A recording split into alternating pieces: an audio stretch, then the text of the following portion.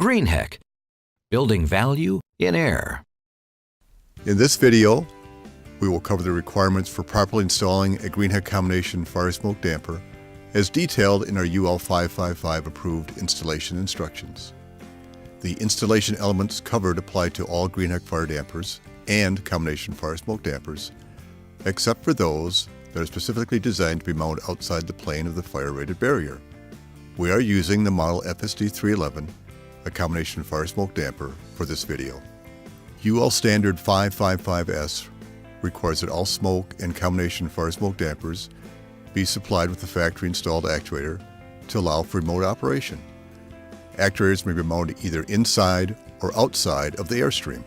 All fire and combination fire smoke dampers must be installed in a steel sleeve at least as thick as a connecting duct, but no thinner than 26 gauge.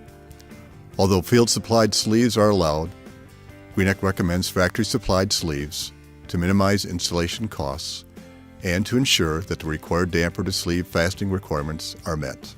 The combination fire smoke damper shown in this video utilizes Greenheck's RRL OCI device. The RRL, which stands for Reusable Resettable Link, closes the damper once a predetermined temperature is reached. The OCI device is connected directly to a damper blade to indicate when the damper reaches its fully open and fully closed positions. When you are framing the opening, follow the manufacturer's installation instructions. The figure shown can be used for wood and metal stud construction. Shown is an alternate framing method that can only be utilized for metal stud construction.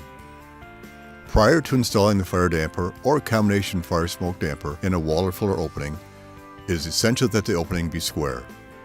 To ensure that your opening is square, measure the two diagonal dimensions in your opening to verify that they are the same.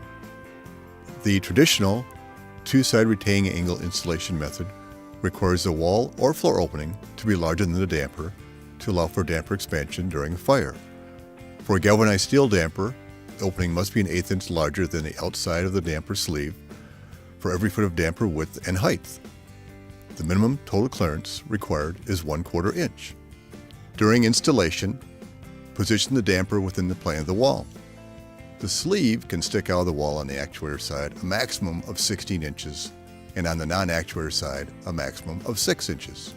The manufacturer's installation instructions require that you install the damper and sleeve assembly with retaining angles. The leg of the retaining angle on the damper sleeve must be a minimum of 1¼ inches, and the leg on the wall or floor a minimum of 1 inch. Check to ensure the retaining angle fasteners do not interfere with the operation of the damper. Greenheck's POC angles have pre-punched holes, 1 inch on center, making fastening requirements a piece of cake. You must use a minimum of 2 fasteners when attaching the retaining angles to the damper sleeve. See the manufacturer's installation instructions for more information. In traditional two-sided angle installations, do not secure the retaining angles to the wall or floor. The angles should allow the damper to float in the opening.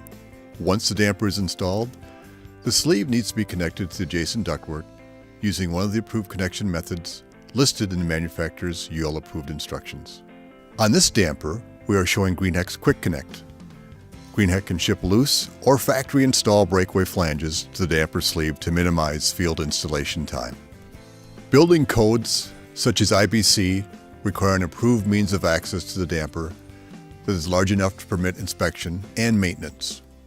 Greenheck can factory install an access door in the damper sleeve to save labor costs in the field.